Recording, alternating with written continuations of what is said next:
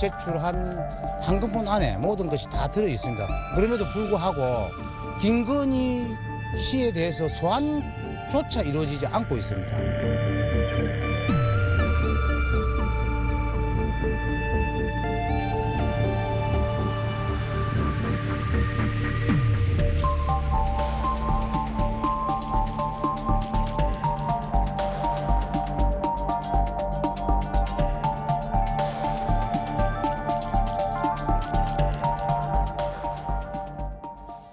네, 어제 명태균 씨 측이 김건희 여사와의 통화 복기록을 공개했습니다. 이 복기록에는 김 여사의 공천 개입 정황이 담긴 걸로 추정이 되는데, 윤 대통령과 함께 근무했던 김상민 전 검사를 직접 추천했다는 내용입니다.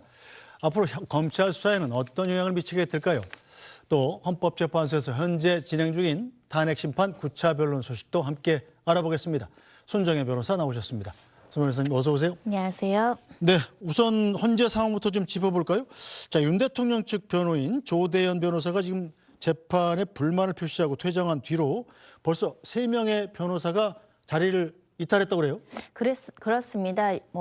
이탈했다, 퇴정했다 이렇게 볼 여지가 있는데 앞서서 변호인단이 관련된 주장과 관련해서 중대한 결심을 할 수 있다 이런 취지의 발언이 있었고 특히 이와 관련해서 집단 퇴정하거나 또는 집단 사임계를 제출함으로 인해서 재판부에 항의 의사표시를 할 수 있다라는 관측이 나왔는데 오늘 재판 과정에서 이 기일 변경 신청이 기각되고 받아들여지지 않고 또 조서와 관련한 증거 능력과 증명력에 대한 대통령 측의 주장이 또다시 이의 신청을 통해서 기각되는 과정들을 거치면서 이 대통령당 변호인들이 강력한 항의 의사표시로서 이렇게 퇴정했다가 돌아오거나 퇴정하는 모습들을 연출하는 거 아닌가 그런 우려의 목소리를 드릴 수밖에 없고요.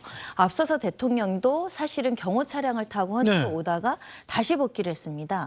사실 좀 굉장히 이례적인 모습이 연출되고 있다 이렇게 말씀드릴 수 있고요.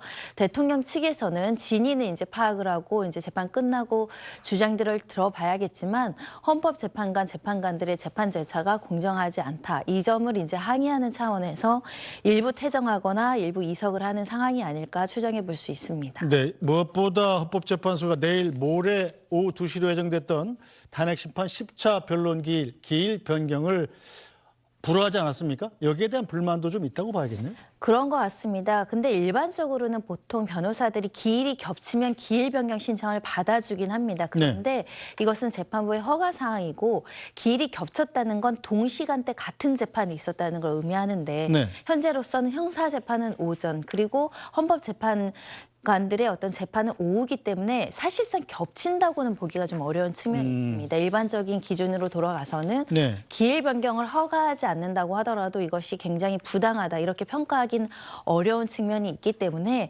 기일 변경이 불허될 가능성도 굉장히 많은 상황에서 이제 기일 변경이 불허됐다라고 봐야 될 것 같은데 이런 부분들 때문에 이렇게 퇴정을 했는가?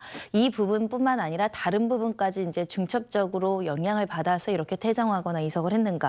이건 좀 따져봐야 되겠지만 이 룰이 있고 어떻게 보면 이제 심판정 안에서 일부 변호인들이 나갔다 들어오거나 아예 나가버린다는 것은 재판부를 존중하지 않는 뜻으로 해석할 여지가 있기 때문에 궁극적으로는 정치적인 메시지, 상징적인 메시지를 지지자들에게 전달하는 데에는 유효적절하게 활용될 수 있는 모습이지만 일반 법정에서는 변론을 하다가 재판부 허가 없이 자리를 뜬다는 것은 재판부 입장에서 굉장히 모욕적으로 받아들일 가능성이 있습니다. 네, 앞서 8차 변론 기일에서 윤 대통령 측 변호인단이 헌재 재판 과정 속도에 불만을 품고 이대로라면 중대 결심을 할 수 있다 이렇게 얘기하지 않았습니까?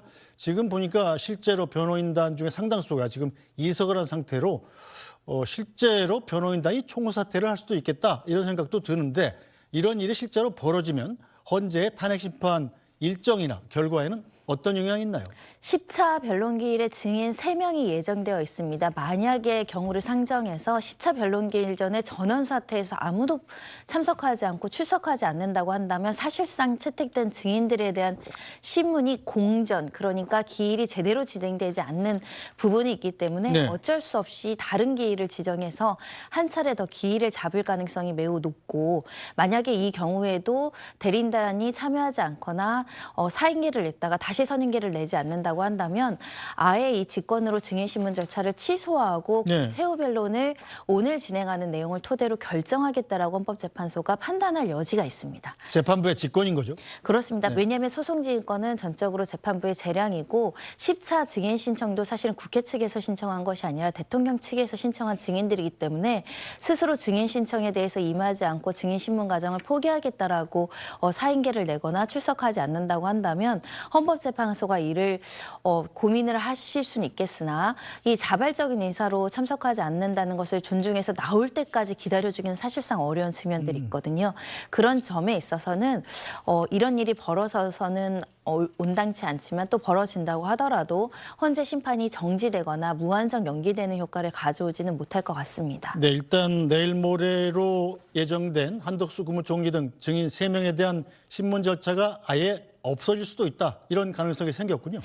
현재로서는 그렇게까지 할 것인가. 왜냐하면 대통령 측 대리인단도 대통령을 위해서 변호를 하는 사람이라고 생각을 하면 네. 이 3명의 증인의 증인같이 대통령을 위해서 유리한 증인이라고 판단했기 때문에 재차 신청하거나 네. 반드시 불러달라고 강제 구인장까지 지금 영장이 발부된 상황에서 조지호 경찰청장에 대해서 네, 이걸 스스로 그렇죠? 포기하고 방어권 행사의 기회를 안전히 몰각시킨다라고 한다면 결국 그 불이익이라든가 결과는 대통령이 감당을 해야 되는 부분이 있어서 네. 심적인 부담이 있고 변호사들의 윤리 규칙에도 맞지 않는 것 같습니다. 유리한 증인이고 방어할 부분이 있다라고 한다면 반대 신문이든 주신문이든 성실하게 임할 책무가 있기 때문에 일부 변호사라도 참석해서 재판 기일은 진행되지 않을까 그런 예상도 해봅니다. 네, 어쨌든 한덕수 국무총리, 홍장원 전 국정원 1차장, 조지호 경찰청장 이 3명은 전원이 다 윤석열 대통령 측이 요청한 증인이고 윤석열 대통령 측에 유리한 증언을 해줄 걸로 기대가 되는 사람들 아닙니까?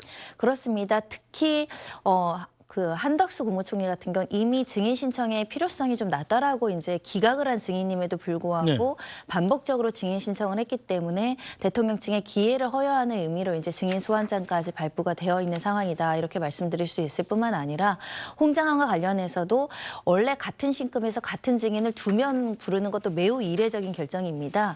그럼에도 불구하고 증인 신청을 했다라는 것은 대통령 측에서 주장하는 홍장관 전 차장의 진술이 번복되거나 믿기 어려운 측면들이 있다라는 부분을 탄핵할 수 있는 신빙성을 따질 수 있는 기회를 허용한 것과 마찬가지이기 네. 때문에 이 기회를 살릴지 말지는 전적으로 대통령 측의 판단입니다. 알겠습니다. 헌재 관련 소식은 새 소식이 들어오는 대로 다시 짚어보고요.